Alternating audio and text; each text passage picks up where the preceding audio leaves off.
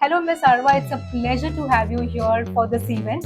Would love to know how do you weave holistic development into your everyday learning in the classroom, and also why do you think it's an essential thing for child's overall growth? Thank you so much, Pooja, for having me here. But for me, holistic development is the reason why I'm in education. Of course, as educators, it's very important for us to ensure that we make them exam ready, certificate ready, degree ready. But trust me, it doesn't stop there. We are the ones who want to create an atmosphere which supports both the EQ as well as the IQ. Because what I have seen over years being in education, that when there's a combination of EQ and IQ, you will have learners who are engaged, who are enthusiastic, and who feel very empowered.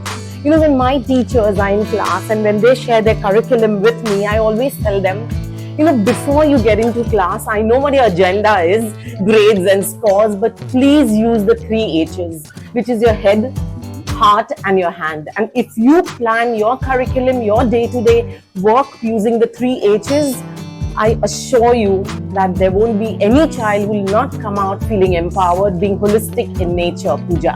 So that's very important. But let me take you through some of the things which I love in a day-to-day class. Okay, let's say one example is when you start off the day just with something as simple as a morning reflection. There was this child called Mia, always getting so scared before a test and exam. But when we started this thing of, in the morning, sit for 10 minutes and just do a little bit of deep breathing and understand what your day is going to be like. Okay, there is going to be a test.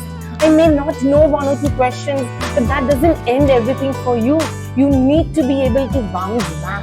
Another thing which we love doing at my school is, projects which are team-based. All the C's cover up: communication, collaboration, critical thinking. They love getting to know each other so much better because they are looking at life with different lenses, because each one's perspective comes out when they're doing a joint project. Another one is going outside school walls, and I do that because I teach English to grade 12. I had a class at Starbucks the other day, and you should have seen how the learners loved it, because they are outside the 4 walls and you actually see a very different personality come out. And the last one, which I honestly love, is nudging and encouraging curiosity among students. You do have your syllabus completion. I know it's not easy, trust me. But when the child knows that 30 minutes are for something very different, they can get into the room and just dance, or get in the room and just getting into coding, or get into the room and just watch a documentary on astronomy. That's taking them out of the box.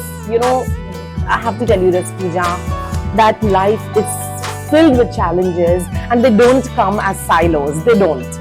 We want children who can adapt. We want children who understand the word resilience. We want to groom children who lead with their heart. We want to create compassionate human beings out here.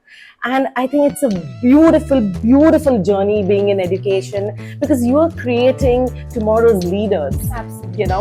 So yes, that's on holistic development, and I think it is absolutely important, because for every child, they are a part of a universe whereby the potential is unlimited.